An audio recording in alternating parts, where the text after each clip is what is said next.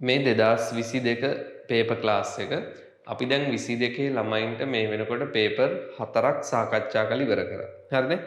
අද පටන් ගන්න හදන්නේ 5 වෙනි පේපර් එක. දැන් මේ 5 වෙනි පේපර් එකේ මම ඒකක හා මාන ප්‍රශ්න දැම්මේ නැහැ ඇත්තට. පළවෙනි පාඩමෙන් ප්‍රශ්න දැම්මේ නැහැ. 5 වෙනි පේපර් එකේ මම ඔක්කොම ප්‍රශ්න යාන්ත්‍ර විද්‍යාවෙන් තමයි දැම්මේ. ඉතින් මේ යාන්ත්‍ර විද්‍යාව ප්‍රශ්න ටිකක් සාකච්ඡා කරන වෙලාව වැඩිපුර යන නිසා මං අද පේපර් එකේ ප්‍රශ්න ප්‍රමාණය ටිකක් අඩු කරලා තියෙන්නේ. අපි වෙනදට ප්‍රශ්න 15ක් සාකච්ඡා කරනවා. මං අද පේපර් එකේ ඇත්තටම ප්‍රශ්න 10යි දැම්මේ. අපි පොඩ්ඩක් ඒ කියන්නේ පේපර් කීපයක් සාකච්ඡා කරලා බලමු. අර ප්‍රැක්ටිස් වුණාම ඇත්තටම යාන්ත්‍ර විද්‍යාව කෙටි ප්‍රශ්න කරන්න ඕගොල්ලෝ පුරුදු වුණාට පස්සේ ස්පීඩ් එක හැදුනට පස්සේ අපිට පුළුවන් ප්‍රශ්න ප්‍රමාණය වැඩි කරන්න. හරිනේ? මම මුලින් බොහොම සරල කරුණු වල ඉඳන් ටික ටික සංකීර්ණ කරුණු වලට ප්‍රශ්න පෙළ ගැස්වලා තියෙන්නේ. එතකොට අර පාඩමේ අපි ඉගෙන ගනිපු පිළිවෙලට තමයි මම ප්‍රශ්න ටික ගොනු කරලා තියෙන්නේ. ඒ නිසා මුල් කාලේ මම ටිකක් වැඩිපුර වෙලාව අරගෙන පැහැදිලි කරනවා. ඔයා ට්‍රැක් එකට වැටුණට පස්සේ හරිනේ අපි MCQ කරන්න හරියටම ට්‍රැක් එකට වැටුණට පස්සේ අපිට පුළුවන් ස්පීඩ් එක වැඩි කරගෙන ප්‍රශ්න ප්‍රමාණය වැඩි කරගෙන ඉස්සරහට යන්න. හරි? ඒ නිසා අද පේපර් එකේ ප්‍රශ්න 10යි තියෙන්නේ කවුලක් ගන්න එපා.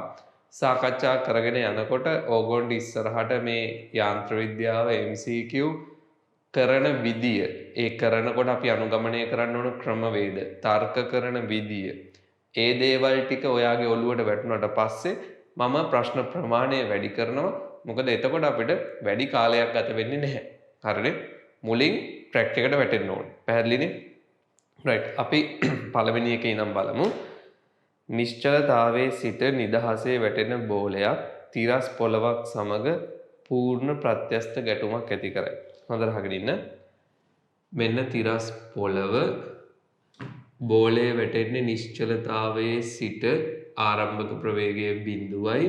මෙයා පහළට වැටිලා පොළව සමග පූර්ණ ප්‍රත්‍යස්ත ගැටුමක් ඇති කරයි.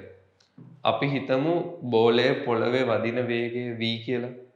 එතකොට එයා පොළවේ වදින වේගය v නම් ගැටුම පූර්ණ ප්‍රත්‍යස්තයි නම් චාලක ශක්තිය හානි වෙන්නේ නැහැ. හරිනේ? පූර්ණ ප්‍රත්‍යස්ත ගැටුම්. ඒ කියන්නේ චාලක ශක්තිය හානි නොවේ. හරිනේ? චාලක ශක්තිය හානි නොවේ. එතකොට චාලක ශක්තිය හානි වෙන්නේ නැතිනම් පොළවේ වදින ප්‍රවේගය සහ පොළා පනින ප්‍රවේගය සමාන වෙන්න ඕන. පැහැදිලිද? ගැටුම පූර්ණ ප්‍රත්‍යස්තයි නම් පොළවේ වදින ප්‍රවේගයයි ගැටුමින් පසු පොළා පනීම ඉහළට පනින ප්‍රවේගයයි සමාන වෙන්න ඕන. මොකද ගැටුම පූර්ණ ප්‍රත්‍යස්තයි නම් චාලක ශක්තිය හානි වෙන්නේ නැහැ. ගැටුමට පෙර චාලක ශක්තියයි ගැටුමින් පසු චාලක ශක්තියයි සමාන වෙන්න ඕන. චාලක ශක්ති සමාන වෙන්න ප්‍රවේග සමාන වෙන්න ඕන. මොකද අපි දන්නවා චාලක ශක්තිය කියන්නේ භාගයයි mv වර්ග. හානි වෙන්නේ නැත්නම් ගැටුමට පෙර පසු චාලක ශක්ති සමාන වෙන්න නම් ගැටුමට පෙර පසු ප්‍රවේග සමාන වෙන්න. එතකොට මේක v ප්‍රවේගයෙන් ඉහළට පැන්නොත් නැවත මෙතනට වෙනවා. හරිනේ? මෙතනට වෙනවා. නැවත ආරම්භක පිහිටීමට වෙනවා. පැහැදිලිද? එතකොට ඉහළ ඉඳන් අතෑරියා ආරම්භක ප්‍රවේගයේ බිඳුවයි ගුරුත්වය යටතේ පහළට වැටුණා. හරිනේ? ප්‍රවේගය v දක්වා වැඩි වුණා. පූර්ණ ප්‍රත්‍යස්තව ගැටුණා. v ප්‍රවේගයෙන් පොළා පැන්නා. නැවත ආරම්භක පිහිටීමට ගියා.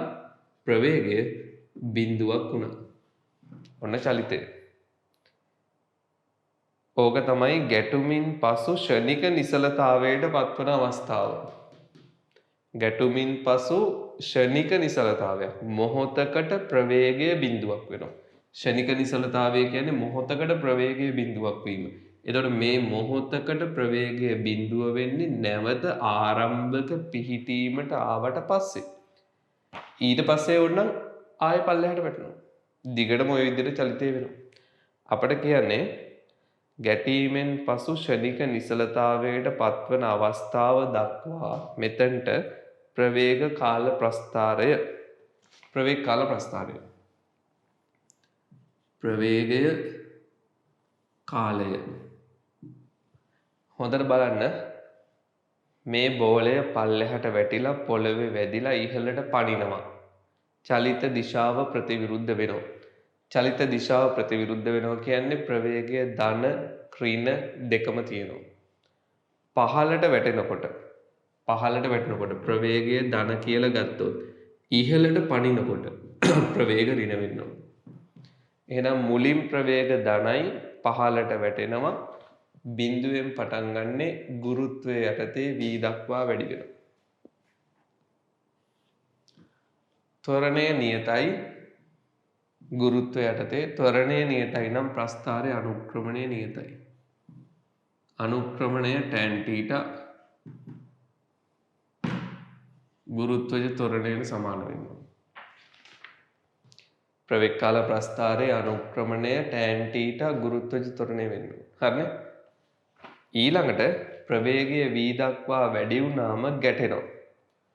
ඊටමත් සුළු කාලයක් තුල චලිත දිශාව ප්‍රතිවිරුද්ධ වෙනවා. ගැටෙන ප්‍රවේගය සහ පොළාපනින ප්‍රවේගය සමානයි. එහෙනම් මේක සමාන ප්‍රවේගයකින් පොළාපනිනවා. සමාන ප්‍රවේගයකින් පොළාපනිනවා. මෙතන ප්‍රවේගය v නම් පොළාපනින ප්‍රවේගයත් v ඍණ v දිශාව ප්‍රතිවිරුද්ධයි. ඊට පස්සේ නැවත ගුරුත්වය යටතේ ඉහළට යනවා. ත්වරණය තියෙන්නේ පහළට, චලිතය ඉහළට, ප්‍රවේගය එන්නේ අඩු වෙනවා. අඩු වෙලා බිඳුව වෙනවා. ගුරුත්වය යටතේ තමයි. ඒ නිසා ඉහළ යනකොටත් ත්වරණය කලින් එකමයි. මේ කෝණයයි මෙන්න මේ කෝණයයි සමානයි. ප්‍රස්ථාරේ බෑවුම සමානයි. පැහැදිලිද? මේ ආරම්භය ප්‍රවේග බිඳුවයි. ගුරුත්වය යටතේ පහළට වැටීම, ක්ෂණිකව දිශාව ප්‍රතිවිරුද්ධ වීම, ගුරුත්වය යටතේ ඉහළ නැගීම.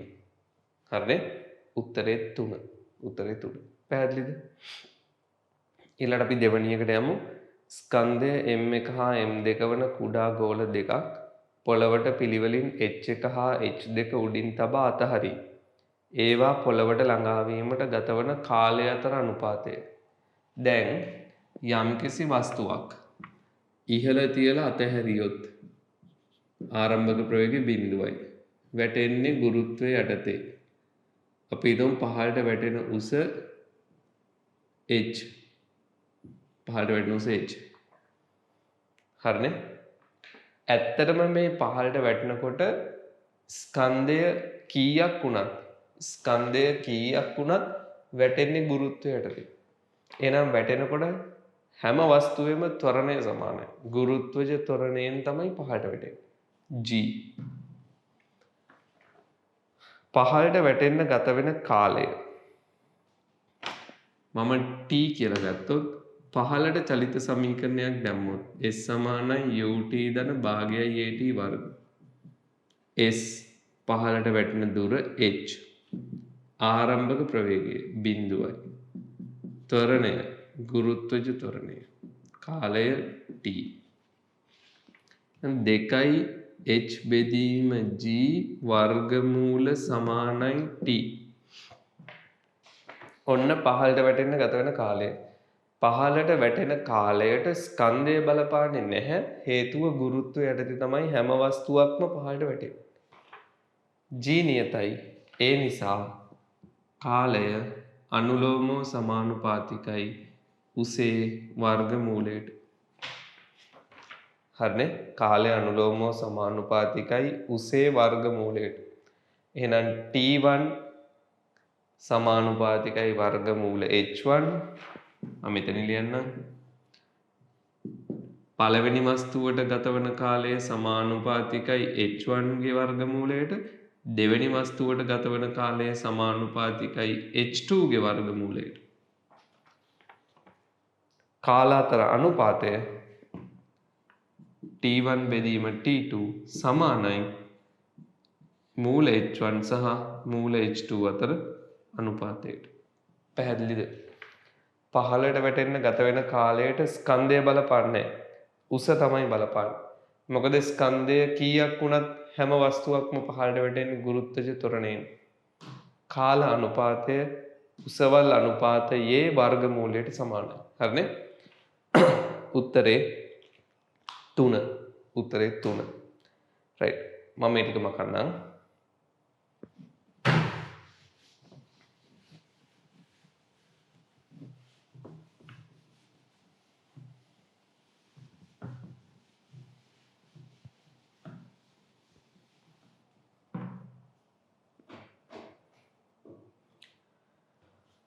right. ඊළඟට අපි බලමු තුන්වෙනි ප්‍රශ්නේ.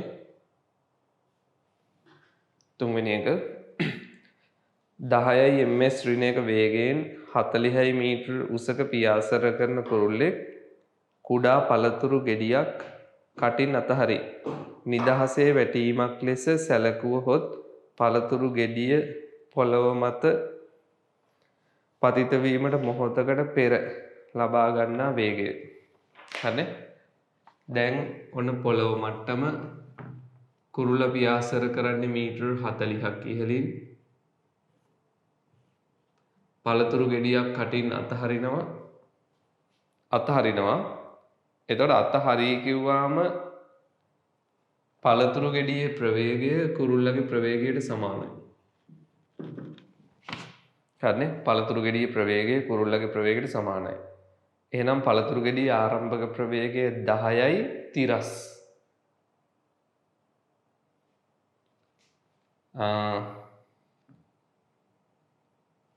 මේක වැටෙන්නේ දැන් ප්‍රක්ෂිප්තයක් විදියට. හරිනේ?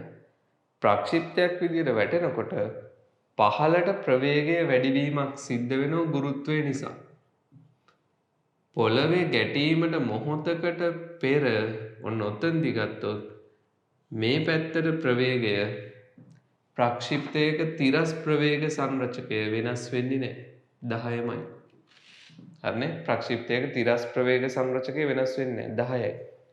සිරස් ප්‍රවේග සංරචකය අපි ගමු v. සිරස් දිශාවට ප්‍රවේගයේ වැඩිවීමක් වෙනවා හේතුව ගුරුත්වයේ යටතේ පහළට වැටෙන නිසා. හරිනේ? පළතුරු ගෙඩිය කටින් අතහරිනවා. එතකොට ආරම්භක ප්‍රවේගය 10යි. පහළට වැටෙනකොට තිරස් ප්‍රවේගය වෙනස් වෙන්නේ නැහැ. සිරස් දිශාවට ප්‍රවේගය වැඩිවීමක් වෙනවා. අපට v හොයන්න පුළුවන් පහළට චලිත සමීකරණයක් දාලා ඔය විදිහට. v හොයන්න පුළුවන්.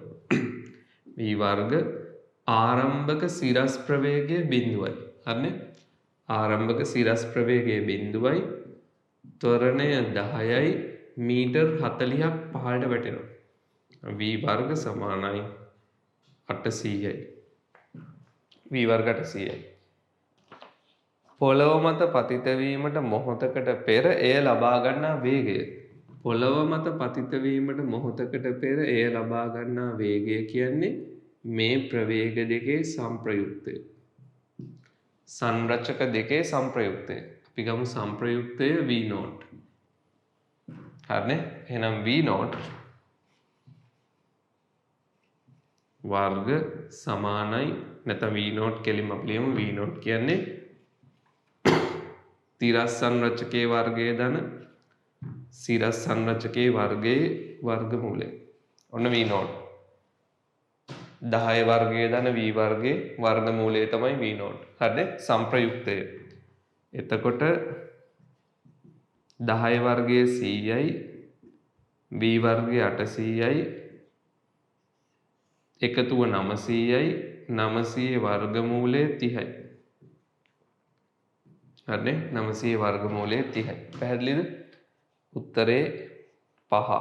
උත්තරේ 5. හරිනේ? ඊළඟට 4 රූපේ පෙන්වා ඇත්තේ සරල රේඛාවක ගමන් කරන ABC අංශු තුනක ප්‍රවේග කාල ප්‍රස්ථාරයන් ය. කාලය t සමානයි බිඳුවේදී අංශු සියල්ලම සරල රේඛාවේ එක්තරා ලක්ෂයකදී එකට දැකිය හැකි නම්. හරි. මේ ඔක්කොම චලනය වෙන්නේ සරල රේඛාවක. අපිට මොහොම සරල රේඛීය මාර්ගවල.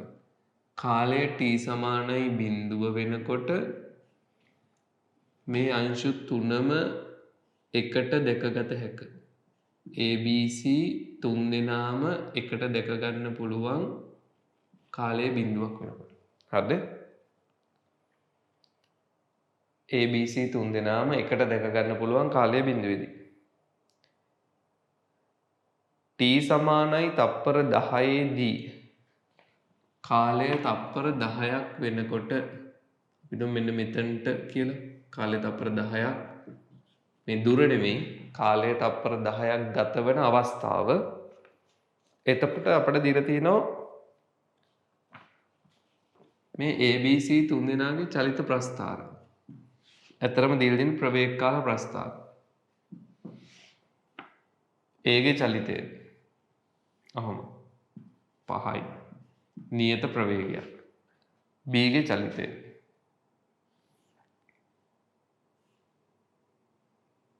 B ගේ චලිතය ඒකාකාර ත්වරණයක්. හරිනේ? ඒකාකාර ත්වරණයක්. 10 වෙනි තප්පරයේදී හොඳට බැලුවොත් මෙන්න මේ මෙතන 10 ප්‍රස්ථාරය දීලා තියෙන විදිහට මෙතන 10යි හරියටම ඒක මෙතනට 10යි. ඔහොම දීලා තියෙනවා. 10 වෙනි තප්පරයේදී A ගේ ප්‍රවේගය 5යි B ගේ ප්‍රවේගය 10යි. එහෙම තමයි දීලා තියෙන්නේ. ඊළඟට C ගත්තොත් C එන්නේ ඔන්න ඔහොම. 10 වෙනි තප්පරයේදී C ගේ ප්‍රවේගය 5යි. ඒ විදිහට තමයි ප්‍රස්ථාරය දීලා තියෙන්නේ. හරිනේ? 10 වෙනි තප්පරයේදී C ගේ ප්‍රවේගය 5ක් වෙන්න තමයි දීලා තියෙන්නේ. හරිද? අපේ ගහන්නේ තප්පර 10ක් වෙනකොට මොන අංශුද නැවත එකට හමු වෙන්නේ කියලා අහන්නේ. 10 වෙනි තප්පරේ දැන් බිඳුවේදී තුන් දෙනාම එකට හිටියේ. හැබැයි බිඳුවේදී හොඳට බලන්න A ගේ ප්‍රවේගය 5යි. හරිද? බිඳුවේදී A ගේ ප්‍රවේගය 5යි. ත්වරණය බිඳුවයි. ඒකාකාර ප්‍රවේගයක්. B ගේ ප්‍රවේගය බිඳුවයි. ආරම්භක ප්‍රවේගය. ත්වරණයක් තියෙනවා ඇත්තටම. ත්වරණය වට ඕනනම් හන්න පුළුවන් 10 බෙදීම 10 1යි. ත්වරණය 1යි. අවශ්‍ය නැහැ. මම නිකන් මේ කියන්නේ වට දැනුම සඳහා. A ගේ ප්‍රවේගය 5යි ත්වරණය බිඳුවයි. ඒකාකාර ප්‍රවේගයක්. B ගේ ආරම්භක ප්‍රවේගය බිඳුවයි ත්වරණය 1යි. අවශ්‍ය නම් හොයාගන්න ත්වරණය 1යි. 10 බෙදීම 10යි. C ගේ ආරම්භක ප්‍රවේගය 10යි. හැබැයි ත්වරණයක් නෙමෙයි තියෙන්නේ මන්දනයක්. ත්වරණයක් නෙමෙයි මන්දනයක් තියෙන්නේ. හරිනේ? ප්‍රවේග අඩුවීමක්. ප්‍රවේග අඩුවීම බලන 10 ඉඳන් 5ට අඩු වෙනවා. 10 ඉඳන් 5ට අඩු වෙනවා. තප්පර 10ක් තුල. හරිනේ? එහෙනම් යාට තියෙන්නේ මන්දනයක්. ත්වරණය ගත්තොත් ඍණයි. ඍණ 0.5යි. මන්දනයක් තියෙන්නේ ත්වරණය ඍණ 0.5යි. මම නිකන් ඒ කරුණු ටික අමතරව කිව්වේ. A ගේ ප්‍රවේගය නියතයි, B ගේ ත්වරණය නියතයි, C ගේ මන්දනය නියතයි. කාලයේ බිඳුවක් වෙනකොට මේ තුන් දෙනාම එකම තැනක ඉන්නවා. කාලයේ තප්පර 10ක් වෙනකොට කවුද අහනවා නැවත එකට ඉන්නේ. එතකොට නැවත එකට ඉන්න නම් එකම පිහිටීමකට එන්න නම් කාලය තප්පර 10ක් වෙනකොට විස්ථාපන සමාන වෙන්නේ. හරිනේ? එකම පිහිටීමට එන්න නම් විස්ථාපන තමයි සමාන වෙන්නේ. දැන් බලන්න 10 වෙනි තප්පරයට එනකොට A ගේ විස්ථාපනය කීයද? 10 වෙනි තප්පරයට එනකොට A ගේ විස්ථාපනය කියන්නේ වර්ගඵලය.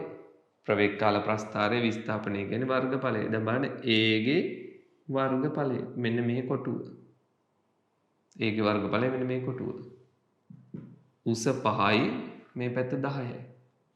5 වැඩි කිරීම 10යි. පැහැදිලිද? 10 වෙනි තප්පරයේදී A ගේ විස්ථාපනය උස 5යි දිග 10යි කොටුවේ වර්ගඵලය 50යි. ඊළඟට බලන්න 10 වෙනි තප්පරයේදී B ගේ වර්ගඵලය වර්ගඵලය තමයි විස්ථාපනය. B ගේ වර්ගඵලය ත්‍රිකෝණයක්. ත්‍රිකෝණයක් නම් භාගයයි ආධාරකය 10යි ලම්බ උස 10යි. B ගේ වර්ගඵලය ත්‍රිකෝණයේ වර්ගඵලය භාගයයි ආධාරකය වැඩි කිරීම ලම්බ උස. සුළු කරොත් ඒත් 50යි. ඊළඟට දැන් බලන්න C ගේ වර්ගඵලය.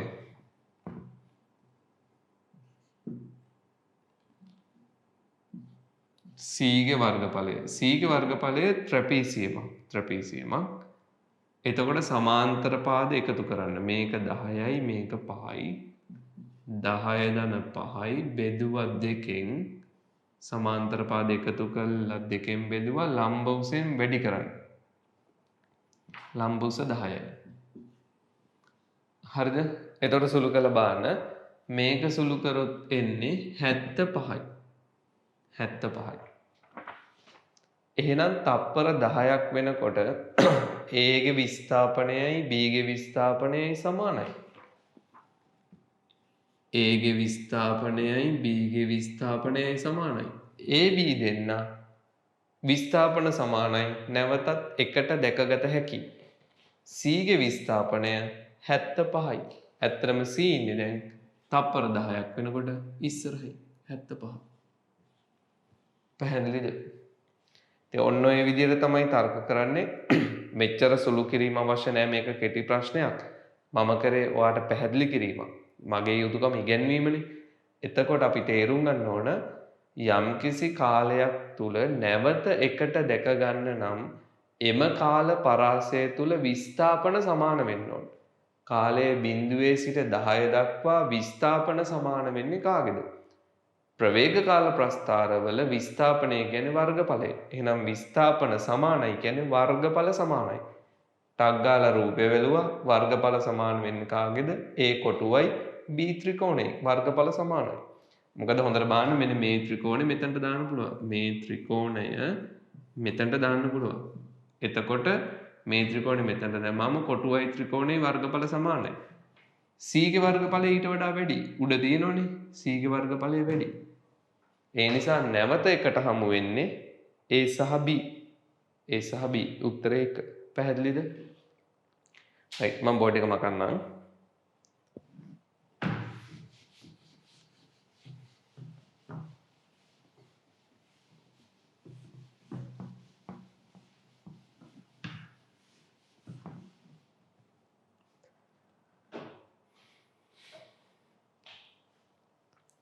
පහ ඊළඟාන 5 පිරිමි ළමයෙක් සුමට සර්පණයක මුදුනේ වාඩි වී සිටී. එහි පහළ කෙළවර රූපේ පරිදි තිරස් වේ. ළමයා මුදුනේ සිට නිසලතාවයෙන් පටන්ගෙන පහළට ලිස්සා එයි. ඔහු තිරස් පහළ කෙළවරේ සිට D තිරස් දුරකින් පොළොව මත පතිත වේ. D හි අගය කුමක්ද කියලා අහන්න. හරිද? දැන් මෙන්න මේ වගේ ලිස්සන බෝට්ටුවක් පොඩි ළමයි සෙල්ලම් කරන්නේ. ලිස්සන බෝට්ටුවක් තියෙන්නේ පල්ලෙහා කෙළවර තිරස් කියලා කියනවා. මේ කෙළවර තිරස්. ළමයා මෙතනින් පටන් අරන් ලිස්සගෙන එනවා මෙතනට. එතකොට එයා කොච්චර පහළට එනවද කියලා බලන්න. එයා පහළට එනවා මීටර් 4ක්. මීටර් 4ක්. ඔක්කොම උස මීටර් 5යි. මෙතන උස මීටර් 1යි. එහෙනම් පහළට එන්නේ මීටර් 4යි. ඒ පහළට ලිස්සගෙන එන නිසා අපිට පුළුවන් චලිත සමීකරණ දාන්න බෑ මේකට. පහළට ලිස්සගෙන එනකොට අපිට පුළුවන් ශක්ති සංස්ථිතිය දාන්න. ශක්ති සංස්ථිති නියමය අනුව පහළට එනකොට විභව ශක්ති අඩුවීම සමාන වෙන්න ඕන චාලක ශක්ති වැඩිවීමට. විභව ශක්ති අඩුවීම mgh චාලක ශක්ති වැඩිවීම භාගයයි mv වර්ග. mgh ප්‍රමාණයක් අඩු වෙනකොට භාගයයි mv වර්ග ප්‍රමාණයක් වැඩි වෙනවා. ආරම්භක ප්‍රවේග බිඳුව. එතකොට m කැපෙනවා v සමානයි 2gh වර්ගමූල 2gh v සමානයි මෙතනින් අපිට ගන්න පුළුවන් එළියට 4ක් 4යි මූල 5යි. හරිනේ? 4යි මූල 5යි. ඔන්න මේ පල්ලෙහා කෙලවරට එනකොට මෙයාගේ ප්‍රවේගය අපි දන්නවා v 4යි මූල 5යි. ඔය ප්‍රවේගය තිරස් මොකද මේ පතයේ ලිස්සන බෝට්ටුවේ මෙන්න මේ පල්ලෙහා කෙලවර තිරස්ලු. පහළ කෙලවර තිරස් නම් ප්‍රවේගයේ තිරස්ව තමයි පවතින්නේ. ඊට පස්සේ ළමයා ගුරුත්වය යටතේ වැටෙනවා. ප්‍රක්ෂිප්තය. ඉතුරු ටික ගුරුත්වය යටතේ වැටෙන ප්‍රක්ෂිප්තයක් විදියට. පැහැදිලිද? ඒතර ප්‍රක්ෂිප්තයක් විදියට වැටෙනකොට පහළ කෙලවරේ සිට කොච්චර දුරකින් දහනව වැටෙන්නේ? මෙන්න මෙතනට දුර තමයි අහන්නේ. ප්‍රක්ෂිප්තේ දුර තමයි අහන්නේ. අපි දුර හොයන්න කලින් බලමු කොච්චර කාලයක් පහළට වැටෙනවද කියලා. ඒකට අපි පහළට චලිත සමීකරණයක් දාමු. S සමානයි ut ධන භාගයයි at වර්ග. දැන් ගුරුත්වය යටතේ ප්‍රක්ෂිප්තය කියන්නේ ගුරුත්වය යටතේ. දැන් අපිට චලිත සමීකරණ දාන්න පුළුවන්. මේක ගුරුත්වය යටතේ නෙමෙයි. තලයේ දිගේ මේක ගුරුත්වය යටතේ. හරිනේ? දැන් චලිත සමීකරණ දාන්න පුළුවන්. පල්ලෙහාට වැටෙනවා මීටර් 1ක් මේ ටික. පල්ලෙහාට වැටෙන මීටර් 1ක්. ආරම්භක සිරස් ප්‍රවේගය. හොඳට බලන්න. මෙතන ප්‍රවේගයේ තිරස්. එහෙනම් ආරම්භක සිරස් ප්‍රවේගයේ බිඳුවයි. හරිනේ? භාගයයි ගුරුත්වය යටතේ ත්වරණය 10යි කාලය t වර්ග. ඊතර මේක සුළු කරොත් මේක 5යි. මම මෙතනින් ලියන්නම්. t එන්නේ 5න් 1යි වර්ගමූල. ඔන්න කාලය. 5න් 1යි වර්ගමූල. හරිනේ? දැන් අපි බලමු කොච්චර දුරක් මේ පැත්තට යනවද කියලා. ඒකට අපි චලිත සමීකරණයක් දාමු මේ පැත්තට. S සමානයි ut ධන භාගයයි at වර්ග. S කියන්නේ තිරස් දුර d. d. ආරම්භක තිරස් ප්‍රවේගය v 4යි මූල 5යි. කාලය ගත වෙන කාලය 1යට මූල 5යි. හරිද? ගත වෙන කාලය. ඊළඟට ත්වරණය. මේක ප්‍රක්ෂිප්තයක්. ප්‍රක්ෂිප්තයේ ත්වරණය සිරස්ව පහළට තියෙන්නේ. තිරස් දිශාවට ත්වරණය බිඳුවයි. තිරස් දිශාවට ත්වරණය බිඳුවයි. කාලය කීයක් වුණත් වැඩක් නැහැ. ත්වරණය බිඳුවයි. ඒ පදේ සම්පූර්ණයෙන් බිඳුවයි. නම් උත්තරේ එන්නේ මූල 5 කැපුණාම 4යි. හරිනේ? මීටර 4යි. උත්තරේ 3. හරිනේ? උත්තරේ 3. පැහැදිලිද? රයිට්. ඊළඟට අපි 6 වෙනි ගානට යන්න. මම මේ ටික මකන්නම්. හරිනේ? ටට්ටක් ගාලා බලලා අවශ්‍ය දේවල් ලියා ගන්න. අනිත් එක තමයි ඕගොල්ලන්ට පුළුවන් වීඩියෝ එක පෝස්ට් කරලා අවශ්‍ය දේවල් ලියා ගන්න. හරිනේ? අනිත් එක මේ වැඩ කරන ළමයි. දැන් ගොඩක් ළමයි මේක බලන්නේ නැහැ. මම ඒක දන්නවා. මං සතියක් දෙකක් මේක නොකර හිටියෙත් ළමයින්ගේ උනන්දු අඩු නිසා. ඇත්තටම අපේ පන්තියේ ළමයි මේක බලලා නැහැ. හොඳට අහගන්න. මම මේ දේ කරන්නේ උඹලා වෙනුවෙන්. පන්තියේ නැවුම් වෙනුවෙන්. ඉතින් පිට ළමයි බැලුවට කමක් නැහැ. තව කෙනෙක් බලලා ඉගෙන ගත්තට කමක් නැහැනේ. ඉගෙන ගන්න දේවල් දැනුම තියෙන්නේ කොහොමද බෙදා හදා ගන්න. වෙන ළමයි මේක බලලා ඉගෙන ගත්තට කමක් නැහැ. නමුත් මගේ මූලික අරමුණ පන්තියේ ළමයි ටික මේක බලලා ඉගෙන ගන්න එක. ඉතින් පන්තියේ උන් ටික මේක බලලා නැත්තම් මම බොරුවට මහන්සි වෙලා කරන එක තේරුමක් නැහැනේ. මං හිතන්නේ කියන දේ පැහැදිලි කියලා. පන්තියේ ළමයි ටික උනන්දුවෙන් මේක බලන්නේ නැත්තම් ඕගොල්ලෝ මේක බලලා පේපර් එක කරලා විවරණේ ලියන්නේ නැත්නම් මම මහන්සි වෙන එක අපරාධයි. ඒකයි මං සතියක් විතර දාන්නෙත් නැතුව හිටියේ. දැන් කීප දෙනෙක් කිව්වා සර් දාන්න එහෙම කියලා. කොහොමද මම කරනවා. නොකර ඉන්නේ නැහැ. නමුත් මේක කරන එක නිකක් එපා වෙනවා උඹලා උනන්දු නැති වුණා. මම කොහොමත් මගේ යුතුයකම කරනවා. මම නොකර ඉන්නේ නැහැ. හැබැයි මම කරාට උඹලා උනන්දු නැත්තම් මට වැඩේ එපා වෙනවා. එතකොට මං අකමැත්තෙන් කරන්නේ. ආසාවෙන් නෙමෙයි කරන්නේ. ආසාවෙන් කරන්නේ නැති වුණාම මේක පළ දෙන්නේ නැහැ. මං කියන දේ හොඳට ඔලුවට ගන්න හොඳේ. මේක මම මූලික වශයෙන් කරන්නේ පන්තියන ළමයින්ගේ යම්කිසි වර්ධනයක් සඳහා. හරිනේ? මේ MCQ ටික හදාගන්න තමයි මම මේක පටන් ගත්තේ. පිට ළමයිනුත් මේක බලලා අලුත් දෙයක් ඒගොල්ලෝ ඉගෙන ගත්තට කමක් නැහැ. කිසි ප්‍රශ්නයක් නැහැ. නමුත් පන්තියන ළමයි ටික මේක බලලා පේපර් එක කරන්න ඕන, ඊට පස්සේ වීඩියෝ එක බලන්න ඕන, විවරණය ලියන්න ඕන. ඒ ටික උඹලා පිළිවෙලට කරන්නේ නැත්නම් මම මහන්සි වෙන එක අපරාධ කියලා මං කියන්නේ. පැහැදිලිද? තව පුද්ගලයෙක්ගේ මහන්සිය, මගේ මහන්සිය උඹලා නිකන් අහක දාන්න එපා. කරුණාකරලා මේක බලලා කරන්න. මම සතියක් විතර මේක දාන්නෙත් නැතුව හිටියේ. මටත් එපා වෙලා හිටියේ බලන්න නැත්නම් මම මොකටද කරන්න කියලා. නමුත් ඉතින් ඇත්තටම කීප දෙනෙක් හරි බලනවා නම් උන් වෙනුවෙන් මං කරන්නත් ඕන. හරිනේ අපිට හැමෝම ඉතින් එක ගානටම දක්වන්න බෑ.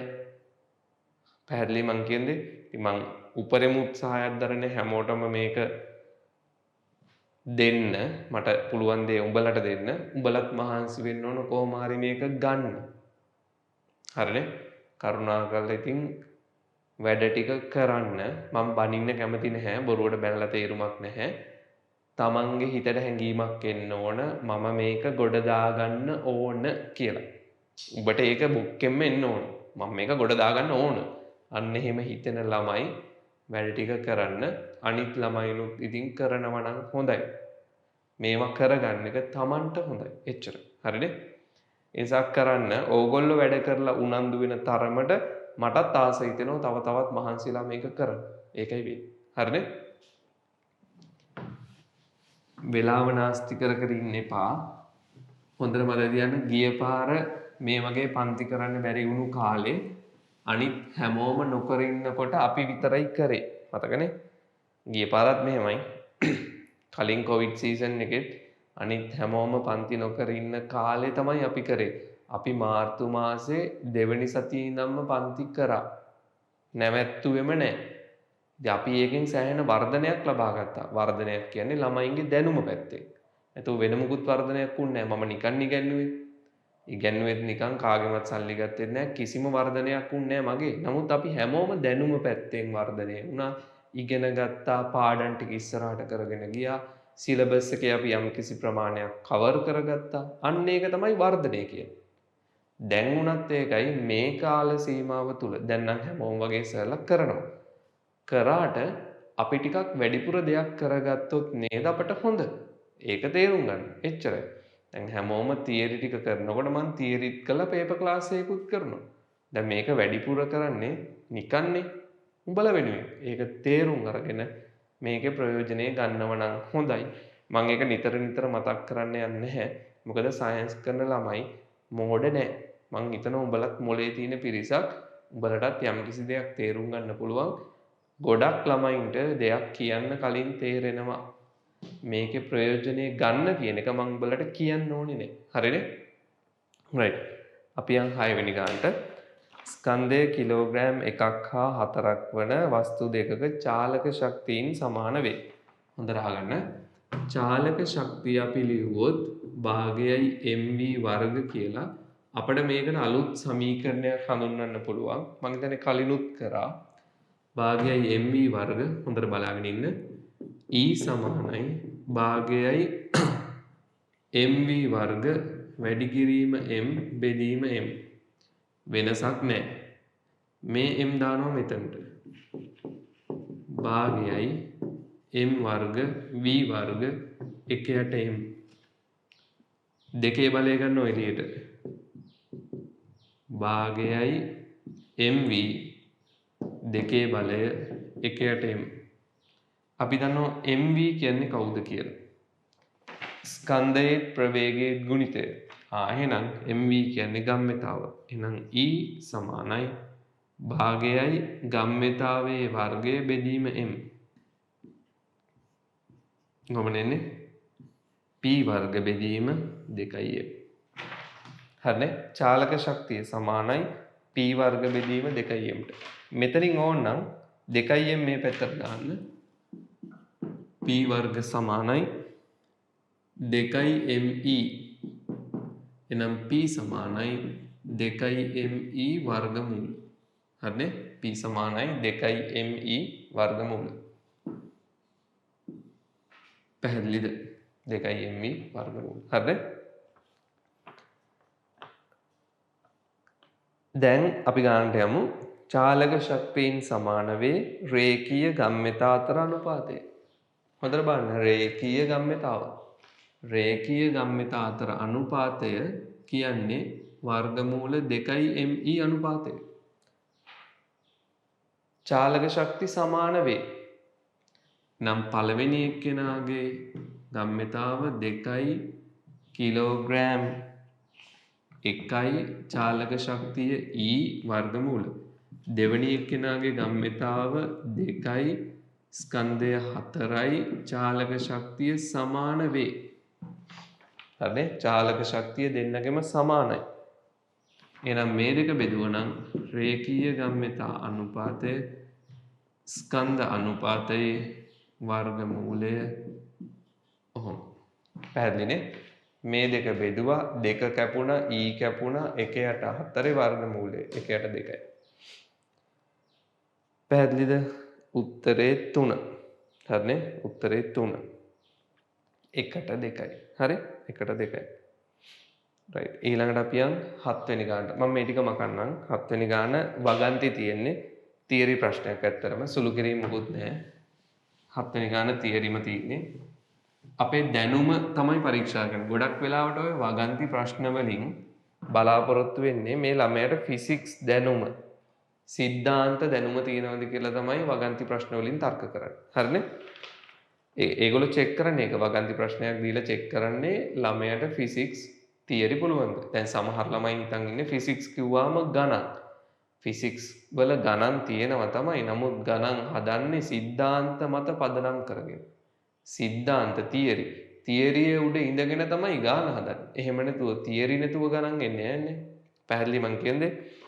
ෆිසික්ස් කියන්නේ ගණන් නෙමෙයි. ඇත්තටම ෆිසික්ස් කියන්නේ මූලික සංකල්ප. ඒ මූලික සිද්ධාන්ත මත උඩ ඉඳගෙන තමයි අපි ගණනය කිරීම වලට යන්නේ. හරි? 7 වෙනි එක බලන්න. එක්තරා ප්‍රවේගයකින් ගමන් කරන උණ්ඩයක් සැහැල්ලු අවිතන්නේ තන්තුවකින් නිදහසේ එල්ලා ඇති ලී කුට්ටියක් තුලට කාවැදී ඒ තුල නවතී.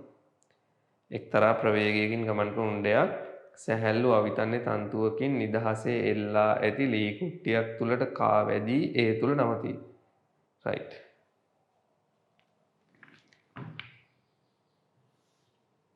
ඔහොම සැහැල්ලු අවිතන්නේ තන්තුවකින් එල්ලපු ලී කුට්ටියක් තියෙනවා.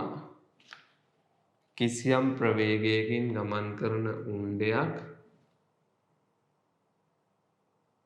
ලී කුට්ටිය තුලට කාවැදිලා ලී කුට්ටිය ඇතුලේ නවතිනවා. ඒ තුල නවතී. ඔන්න ඔය විදියට. ලී කුට්ටිය තුලට කාවැදී ඒ තුල නවතී. ඔහොම වෙන්නේ. හරිනේ? ලී කුට්ටිය සිදුරු කරගෙන යනවා ගිහිල්ලා ලී කුට්ටිය ඇතුලේ නවතිනවා. ඊට පස්සේ ඇත්තටම මේක මෙතනින් නවතින්නේ නැහැ. දැන් මේ ගැටීමත් එක්ක ලී කුට්ටිය ඇතුලේ උණ්ඩේ හිර වුණාට පස්සේ පද්ධතියට ප්‍රවේගයක් ලැබෙනවා. ඒ නිසා මේක උඩට පැද්දිලා යනවා. පැද්දිලා යනවා. අපි ඒක පස්සේ බලමු. ගානට අවශ්‍ය නම් උණ්ඩය එනවා ලී කුට්ටියේ ගැටෙනවා උණ්ඩේ ලී කුට්ටිය ඇතුලේ හිර වෙනවා මේක පැද්දිලා යනවා. හරිනේ? මුලින්ම කියනවා මෙම ගැටුමට ශක්ති සංස්ථිති නියමයේ යෙදිය නොහැක. මුලින්ම මේක ඔලුවට ගන්න. මේක ගැටීමක්. උණ්ඩේ ලී කුට්ටිය ගැටීම. සාමාන්‍යයෙන් ගැටුමකදී මේ උණ්ඩයෙන් මේක හැපෙනකොට ඔහොම අඳිමුකෝ. උණ්ඩයෙන් ලී කුට්ටියට බලයක් එනවා. ලී කුට්ටියෙන් උණ්ඩයට බලයක් එනවා. ක්‍රියාවට ප්‍රතික්‍රියාවක් තියෙනවා. ගැටුමේදී ලී කුට්ටියට බලයක් එනවා ආපස්සට උණ්ඩයට බලයක් එනවා. ක්‍රියාව ප්‍රතික්‍රියාව. හරි? සාමාන්‍යයෙන් අපි දන්නවා ගැටුමකදී පද්ධතියට බාහිර බල නැහැ. පද්ධතියට බාහිර බල නැති නිසා අපි ගැටුමට දාන්නේ ගම්‍යතා සංස්ථිතිය.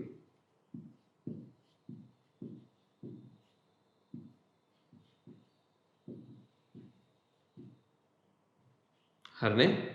සාමාන්‍යයෙන් ගැටුමකදී එකිනෙකා මත බල ක්‍රියාත්මක වෙනවා. හැබැයි පද්ධතියට බාහිර බල නැහැ කියලා සලකලා අපි ගැටුමට අදාළව ගම්‍යතාව නියත වේ කියලා ගම්‍යතා සංස්ථිතිය තමයි සාමාන්‍යයෙන් දාන්නේ.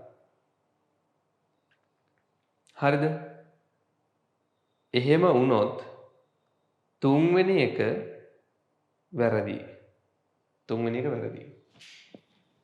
තුන්වෙනි උත්තරේ වැරදි. හේතුව තුන්වෙනි උත්තරේ කියන්නේ මෙම ගැටුම සඳහා රේඛීය ගම්‍යතා සංස්ථිති නියමයේ යෙදිය නොහැක. යෙදිය නොහැක කියන්න බෑ. ඇත්තරම මේ ගැටුමට රේඛීය ගම්‍යතා සංස්ථිතිය දාන්න පුළුවන්. තුන වැරදි. අපි ළඟට එකින් එකට යමු. මෙම ගැටුමට ශක්ති සංස්ථිති නියමයේ යෙදිය නොහැක. මෙහෙමයි අපි සාමාන්‍යයෙන් ගැටුම් වලට ශක්ති සංස්ථිතිය දාන්නේ නැහැ. හරිනේ? ගැටුම් වලට ශක්ති සංස්ථිතිය දාන්නේ නැහැ. අපි කියනවා සාමාන්‍යයෙන් ගැටුමකදී ශක්තිය හානි වෙනවා කියලා. හරිනේ? අපි සාමාන්‍යයෙන් කියනවා ගැටුමකදී ශක්තිය හානි වෙනවා. ඒ නිසා අපි ගැටුම් වලට සාමාන්‍යයෙන් ශක්ති සංස්ථිතිය දාන්නේ නැහැ. හැබැයි ඒක වැරදි සංකල්පයක්. හොඳට අහගෙන ඉන්න. ගැටුමකදී හානි වෙන්නේ යාන්ත්‍රික ශක්තිය. ගැටුමකදී යාන්ත්‍රික ශක්තිය තමයි හානි වෙන්නේ.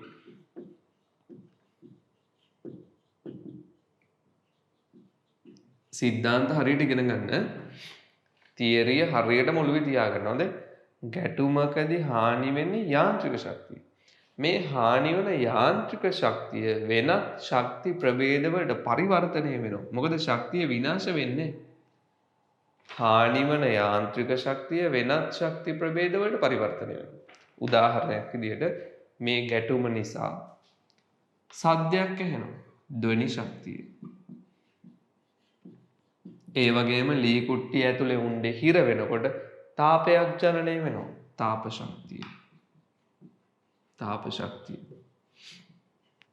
සමහර විට පොඩි ගිනි පුපුරක් වගේ කලාතුරකින් එම ලී කුට්ටියනේ යකඩයක වගේ වැදුනනම් ගිනි පුපුරු නිකුත් වෙන්නත් පුළුවන්. එතකොට ආලෝක ශක්තිය සුළු වශයෙන් සමහර විට ආලෝකයක් නිකුත් වෙන්න පුළුවන්.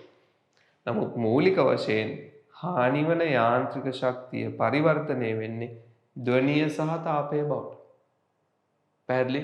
එතකොට ඇත්තටම හානි වෙන්නේ මුළු ශක්තිය නෙමෙයි. මුළු ශක්තිය කවදාවත් විනාශ වෙන්නේ නැහැනේ. මුළු ශක්තිය විනාශ වීමක් වෙන්නේ නැහැ. විනාශ වෙන්නේ යාන්ත්‍රික ශක්තිය. ඒක පරිවර්තනය වෙනවා වෙනත් ශක්ති ප්‍රභේදවලට. පැහැදිලිද? ඒ නිසා පළවෙනි එක මෙම ගැටුමට ශක්ති සංස්ථිති නියමයේ යෙදිය නොහැක. මෙම ගැටුමට ශක්ති සංස්ථිති නියමයේ යෙදිය නොහැක වැරදි. මේ ගැටුමට ශක්ති සංස්ථිතිය දාන්න පුළුවන්. මොකද මුළු ශක්තිය නියතයක්. එතන මුළු ශක්තිය නියතයක් කිව්වම හානිවන ශක්තිය ධ්වනිය තාපයට පරිවර්තනය වෙනවා. මොනවා හරි ප්‍රභේද වලට පරිවර්තනය වෙනවා. ඒ නිසා මුළු ශක්තිය සංස්ථිතිකයි. ශක්ති සංස්ථිතිය දාන්න පුළුවන්. ඒ නිසා පළවෙනි එක වැරදි. දෙවෙනි එකේ කියනවා මෙම ගැටුම සඳහා යාන්ත්‍රික ශක්තිය සංස්ථිතික නොවේ. යාන්ත්‍රික ශක්තිය සංස්ථිතික නොවේ. හරි. යාන්ත්‍රික ශක්තිය සංස්ථිතික වෙන්නේ නැහැ. මොකද යාන්ත්‍රික ශක්තිය හානි වෙනවා සංස්ථිතික නැහැ. හානි වන යාන්ත්‍රික ශක්තිය ධ්වනිය හෝ තාපය බවට පරිවර්තනය වෙනවා. පැහැදිලිද? ඒ නිසා දෙවෙනි එක හරි. යාන්ත්‍රික ශක්තිය සංස්ථිතික නැහැ. දැන් ගොඩක් වෙලාවට අපි කියනවානේ ගැටුමකදී ශක්තිය හානි වෙනවා. ඒ නිසා ශක්ති සංස්ථිතිය දාන්න බෑ කියලා. ඒ වචනවල අඩුපාඩු තියෙනවා. ගැටුමකදී යාන්ත්‍රික ශක්තිය හානි වෙනවා. ඒ නිසා යාන්ත්‍රික ශක්ති සංස්ථිතිය දාන්න බෑ. වචන සම්පූර්ණ වෙන්න ඕන. සාමාන්‍යයෙන් අපි නිකන් ව්‍යවහාරයේදී අපි කතා කරනකොට කියන්නේ ගැටුමකදී ශක්තිය හානි වෙනවා. ඒ නිසා ශක්ති සංස්ථිතිය දාන්න බෑ. එහෙම කිව්වොත් ඒ වගන්තිය සම්පූර්ණ නැහැ. ගැටුමකදී යාන්ත්‍රික ශක්තිය හානි වෙනවා. ඒ නිසා යාන්ත්‍රික ශක්ති සංස්ථිතිය දාන්න බෑ. පැහැදිලිද? දෙවෙනි එක හරි. යාන්ත්‍රික ශක්තිය සංස්ථිතික නැහැ. හරිනේ? එක වැරදි දෙක හරි තුන වැරදි. ඇත්තටම උත්තරේ දෙක. අපෙන් අහන්නේ සත්‍ය වෙයිද කියලා. සත්‍ය වෙන්නේ මේක. නමුත් අපි බලමු හතරවෙනි එක. හතරවෙනි එක. ගැටුමේදී පද්ධතියේ මුළු චාලක ශක්තිය සංස්ථිතික වේ. ගැටුමේදී පද්ධතියේ මුළු චාලක ශක්තිය. එතකොට මුළු චාලක ශක්තිය සංස්ථිතික වෙන්නේ ගැටුම පූර්ණ ප්‍රත්‍යස්ත නම්. මේ වගේ ගැටුමක් කවදාවත් පූර්ණ ප්‍රත්‍යස්ත වෙන්නේ නැහැ. ශක්තිය හානි වෙනවා. ඒ ශක්තිය ධ්වනිය තාපය බවට පරිවර්තනය වෙනවා. ඒ නිසා මේකේ චාලක ශක්තිය සංස්ථිතික වෙන්නේ නැහැ. හානි වන චාලක ශක්තිය තමයි බොහෝ විට මේව බවට පරිවර්තනය වෙන්නේ. හරිනේ? ඒ නිසා 4 චාලක ශක්තිය සංස්ථිතික වේ වැරදි. 5 මෙම ගැටුමට රේඛීය ගම්‍යතා සංස්ථිති නියමය යෙදිය හැක්කේ උණ්ඩය කුට්ටිය විනිවිද නොයන්නේ නම් පමණි. මේ ගැටුමට රේඛීය ගම්‍යතා සංස්ථිතිය දාන්න පුළුවන් උණ්ඩය කුට්ටිය විනිවිද නොයන්නේ නම් පමණි. විනිවිද නොයන්නේ කියන්නේ මොකද්ද? විනිවිද නොයන්නේ කියන්නේ ඇතුලේ හිර වෙනවා කියන්නේ. විනිවිද නොයන්නේ කියන්නේ ඇතුලේ හිර වෙනවා. ගම්‍යතා සංස්ථිතිය දාන්න පුළුවන් විනිවිද නොයන්නේ නම් ඒ කියන්නේ හිර වෙනවා නම් පමණිලු. ඒක වැරදි. මේකට ගම්‍යතා සංස්ථිතිය දාන්න පුළුවන් උණ්ඩය කුට්ටිය විනිවිද නොයන්නේ නම්.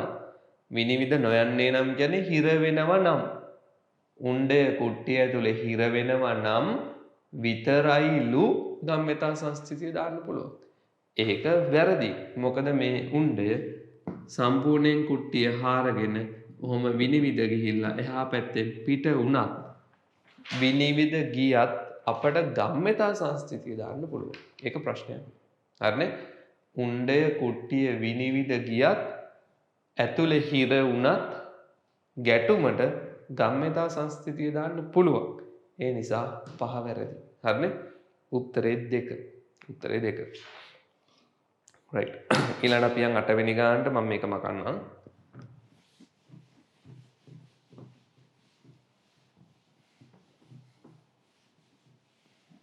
8 ස්කන්ධය 5 කිලෝග්‍රෑම් වන වස්තුවක් ප්‍රස්ථාරයේ පෙන්වා ඇති අයුරින් කාලය සමග විචලනය වන සංප්‍රයුක්ත බලයකට යටත් වේ. තප්පර 10ක් තුලදී වස්තුව අයත් කරගන්නා ගම්‍යතාව වනුයේ. දැන් හොඳට බලන්න මෙතන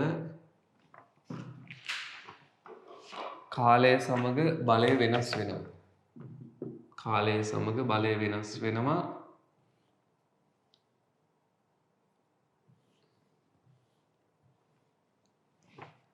බිඳුව බලය 5යි මෙතන කාලය 2 ආයි මෙතනට 8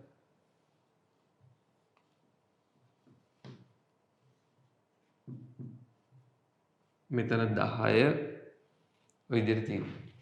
කාලය සමග බලය වෙනස් වෙනවා. එතකොට මෙන්න මේ වගේ ස්කන්ධය කිලෝග්‍රෑම් 5ක් වන වස්තුවක් මත ක්‍රියාත්මක වන සංප්‍රයුක්ත බලය තමයි කාලය සමග වෙනස් වෙන්නේ. අපි දන්නවා බලය නිසා වස්තුවේ ගම්‍යතාව වෙනස් වෙනවා. සංප්‍රයුක්ත බලයක් තියෙනවා කියන්නේ ගම්‍යතාව වෙනස් වෙනවා. ඒතර බලය වෙනස් වීමත් එක්ක ගම්‍යතාව වෙනස් වෙනවා. හරිද? අපෙන් අහන්නේ අයත් කරගන්නා ගම්‍යතාව. අපි දන්නවා බලය කියන්නේ ගම්‍යතාව වෙනස් වීමේ ශීඝ්‍රතාව. බලය කියන්නේ ගම්‍යතාව වෙනස් වීමේ ශීඝ්‍රතාව. එතකොට බලය කාලයෙන් ගුණ කරොත් අපට ලැබෙන්නේ ගම්‍යතා වෙනස. බලය කාලයෙන් ගුණ කරොත් අපිට බලය සහ කාලය අතර ප්‍රස්ථාරයක් දුන්නොත් බලය සහ කාලය අතර ප්‍රස්ථාරයක් දුන්නොත් මෙන්න මේ ප්‍රස්ථාරයේ වර්ගඵලය මගින් මගින් අපට ලැබෙන්නේ බලයේ කාලයේ ගුණිතය. ප්‍රස්ථාරයේ වර්ගඵලය මගින් අපට ලැබෙන්නේ බලයේ කාලයේ ගුණිතය හෙවත් ගම්‍යතා වෙනස. එතකොට ft ප්‍රස්ථාරයක් දුන්නොත් බලය කාලය. හරිද? ft ප්‍රස්ථාරයක් දුන්නොත් මෙන්න මේ ප්‍රස්ථාරයේ වර්ගඵලය සමාන වෙනවා ගම්මිතා වෙනසට. ft ප්‍රස්ථාරයක බලය කාලය ප්‍රස්ථාරයේ වර්ගඵලය සමාන වෙන්නේ කාටද? ගම්මිතා වෙනසට. දැන් අපි බලමු මේ ප්‍රස්ථාරයේ වර්ගඵලය කීයද? මේ ප්‍රස්ථාරයේ වර්ගඵලය කීයද?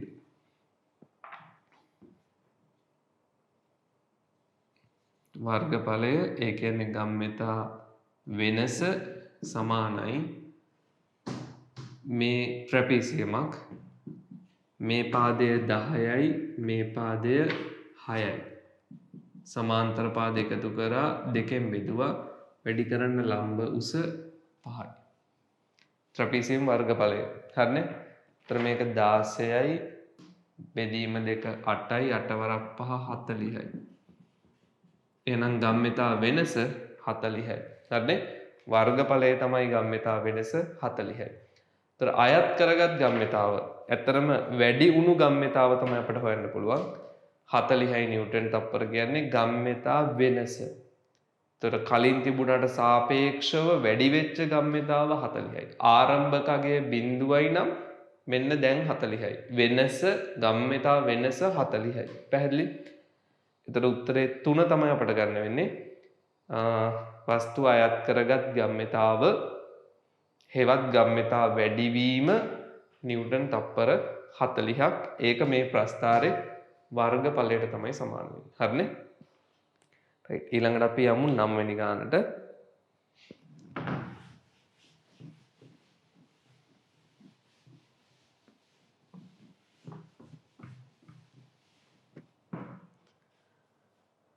ස්කන්ධය නොසලකා හැරිය හැකි දුනුතරාදි දෙකක් එකිනෙකට සම්බන්ධ කොට 10යි කිලෝග්‍රෑම් ස්කන්ධයක් එයින් එල්ලා ඇත්තේ රූපේ පෙන්වා ඇති පරිදිය. මෙම අවස්ථාව සඳහා සත්‍ය වන්නේ කුමන ප්‍රකාශයද කියලා අහනවා. හොඳට ඔලුවට ගන්න දුනුතරාදි දෙක සැහැල්ලුයි. තරාදි දෙකට ස්කන්ධයක් නැහැ. තරාදි දෙක සැහැල්ලුයි.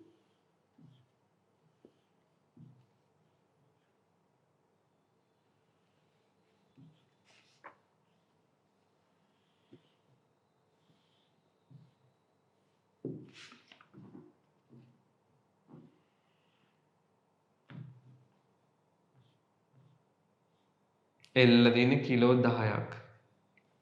හරිනේ එල්ල තියෙන කිලෝ 10ක්. ඒ කියන්නේ නිව්ටන් 100ක්. නිව්ටන් 100ක්. එතකොට මෙන්න මෙතන තන්තුව ආතතියකට ලක් වෙනවා. මම ඒක ගන්නම් T. මෙයා බල දෙකක් යටතේ සමතුලිතයි. එහෙනම් T සමානයි නිව්ටන් 100යි. T නිව්ටන් 100යි. මේක බල දෙකක් යටතේ සමතුලිතයි. කොක්ක මත ආතතිය T. දුනුතරාදියක පාඨාංකය කියන්නේ කොක්ක මත ආතති බලය. මං හිතන්නේ ඒක මතක ඇති.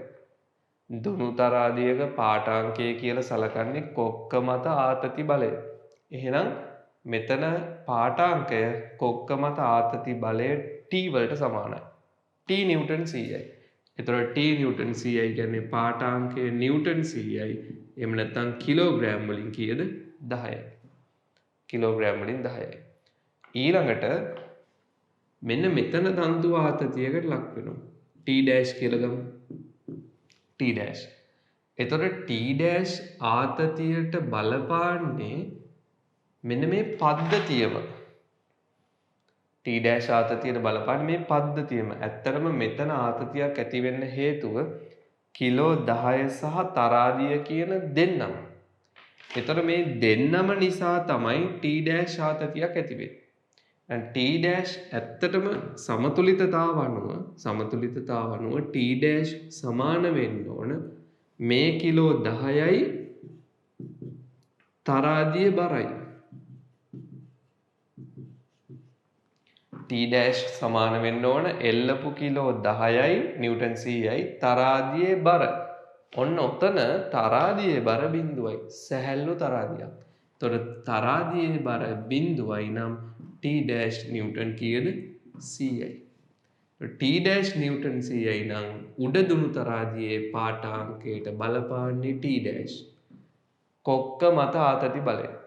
ඉහළ තරාදියේ පාඨාංකය කොක්ක මත ආතති බලය T ඩෑෂ්. T ඩෑෂ් ඒකත් නිව්ටන් 100යි. ඒ කියන්නේ කිලෝ වලින් ගත්තොත් 10යි. එහෙනම් තරාදි දෙක සැහැල්ලුයි. තරාදි දෙකේම පාඨාංකයට බලපාන්නේ කොක්ක මත ආතති බලය. තරාදි සැහැල්ලු නිසා දෙකේම පාඨාංක සමානයි. කිලෝ 10 බැගින් වේ. උත්තරේ 2 කිලෝ 10 බැගින් වේ. හරිද? පැහැදිලිද? අපි යන් 10 වෙනි ගානට බාහිර බලවලින් තොරව වස්තු දෙකක් ගැටෙයි නම් පහත ප්‍රකාශ අතරින් කුමක් සෑම විටම සත්‍ය වේද? ඔන්න අපි නිකන් රූපයක් ඇන්දොත් ගැටුමට පෙර අපි හිතමු ඔහොම ගැටුම අන්‍යෝන්‍ය වශයෙන් බල ක්‍රියාත්මක වෙනවා ගැටුමින් පසු හැබැයි ගැටුම නිසා බාහිර බල නැහැ. බාහිර බල වලින් තොරව ගැටිලා තියෙන්නේ පද්ධතිය සැලකුවොත් අභ්‍යන්තර බල විතරයි තියෙන්නේ. බාහිර බල නැහැ. එහෙනම් ඉතින් අපි දන්නවා රේඛීය ගම්‍යතාව සංස්ථිතිකයි. හරිනේ? රේඛීය ගම්‍යතාව සංස්ථිතිකයි.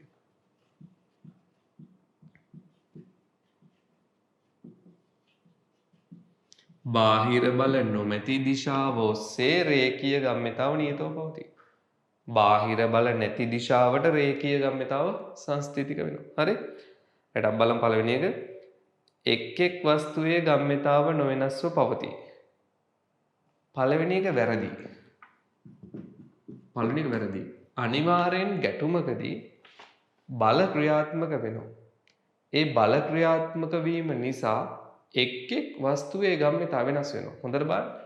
දැන් වස්තු දෙක AB කියලා ගත්තොත් ප්‍රවේග UV කියලා ගත්තොත් මේක U' V' කියලා ගමු. නිකන් උදාහරණයක්. ගැටුමේදී මෙන්න බලය. මේ බලය නිසා B ගේ චලිත දිශාව වෙනස් වුණා. මේ බලය නිසා A ගේ චලිත දිශාව වෙනස් වුණා. කියන්නේ ගැටුම නිසා දෙන්නගෙම ගම්‍යතාව වෙනස් වෙලා තියෙනවා. පැහැදිලිද මං කියන්නේ?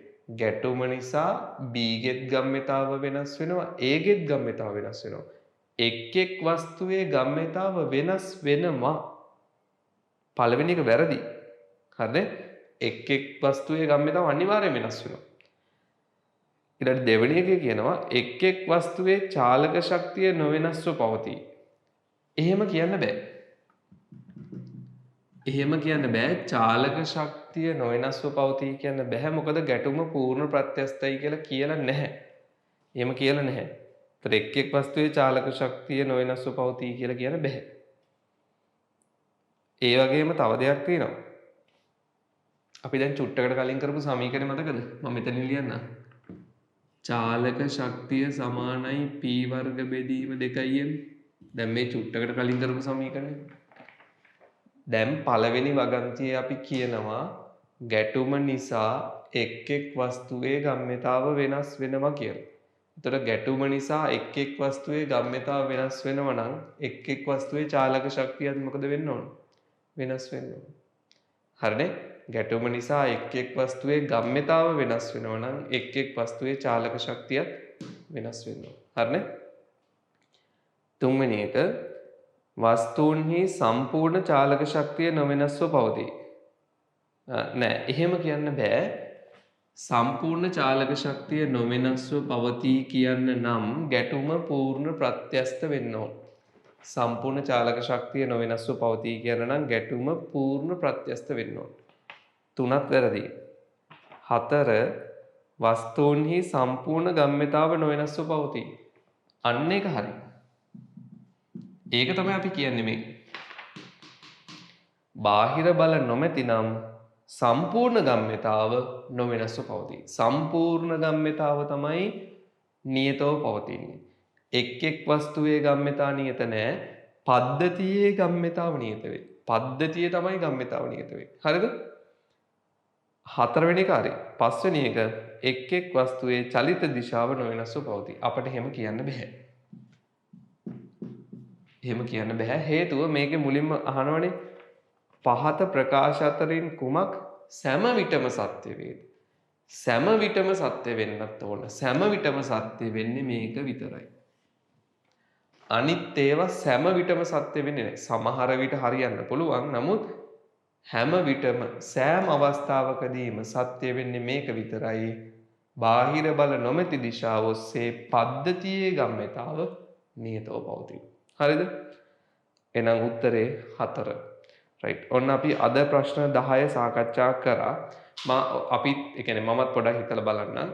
ප්‍රශ්න 10 අපිට සාකච්ඡා කරන්න ගත වෙන වේලාව අඩු නම් අපිට පුළුවන් ප්‍රශ්න ප්‍රමාණය වැඩි කරලා තව වැඩිපුර සාකච්ඡා කරන්න. ඒක කිසිම අවුලක් නැහැ. මම නිකන් අත්හදා බැලීමක් වශයෙන් කරේ. හේතුව දැන් අපි ඒකකහාමාන පාඩමේ ප්‍රශ්න දැම්මාම සාකච්ඡා කරන්න වෙලාව යන්නේ නැහැ. ටට්ටක් ගාලා උත්තරේ කියන්න පුළුවන්. ඒකකහාමාන වගේ නෙමෙයි යාන්ත්‍ර විද්‍යාව පාඩමේ අපි හොඳට පැහැදිලි කරන්න ඕන. අපි අවශ්‍ය දේවල් වගේම වැඩිපුර දේවලුත් ඉගෙන ගන්න ඕන. අනිවාර්යෙන් මේ ප්‍රශ්න කරනකොට අපි වැඩිපුර දේවල් ඉගෙන ගන්න ඕන. මම එක ප්‍රශ්නයක් ගත්තාම අමතර කරුණු ගොඩක් කියනවා. ඒව තමයි විවරණයට ලියන්න ඕන. හරිනේ? එතකොට අපි බලමු වෙලාවත් එක්ක සංසන්දනය කරලා අපිට තව වෙලාව ගන්න පුළුවන් නම් ප්‍රශ්න ප්‍රමාණය වැඩි කරමු. දැන් ප්‍රශ්න 10 සාකච්ඡා කරන්න ගත වෙන්නේ බොහොම කෙටි කාලයක් නම් අපි ප්‍රශ්න ගන්න වැඩි කරමු. ඒක කිසි අවුලක් නැහැ. මම ඊළඟ සතියේ තත්ත්වය බලලා ප්‍රශ්න ප්‍රමාණය වැඩි කරනවද නැද්ද කියලා ඒක තීරණය කරලා පේපර් එක දාන්නම්. කොහොමත් ඕගොල්ලෝ ඒක ගැන හිතන්න ඕනේ. ඕගොල්ලෝ හිතන්න ඕනේ මෙච්චරයි.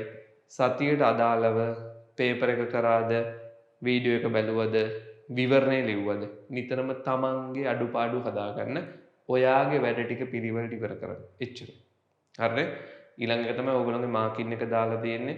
මාකින් එක බලන්න. මාකින් එකේ මොන හරි අඩුපාඩු තිබුණොත් මට කියන්න. කිසි අවුලක් නැහැ. පොඩි වැරදි තියෙන්න පුළුවන්. මොකද මට මාකින් එක සම්පූර්ණයෙන් චෙක් කරන්න වෙලාවක් ලැබුණේ නැහැ. මම පැනල් එකේ අයියලක් කරලා කියලා තමයි ඒක හදලා දැම්මේ. අඩුපාඩු තියෙන්න පුළුවන්. කරුණාකරලා අඩුපාඩු මට කියන්න. මම එතකොට ඒ ටික බලලා හදලා ආයෙ දාන්න. හරිනේ? රයිට්. එහෙනම් අපි අදට නවත්තනවා. ලබන සතියේ අපි 6 වෙනි පේපර් එකෙන් හම්බෙමු.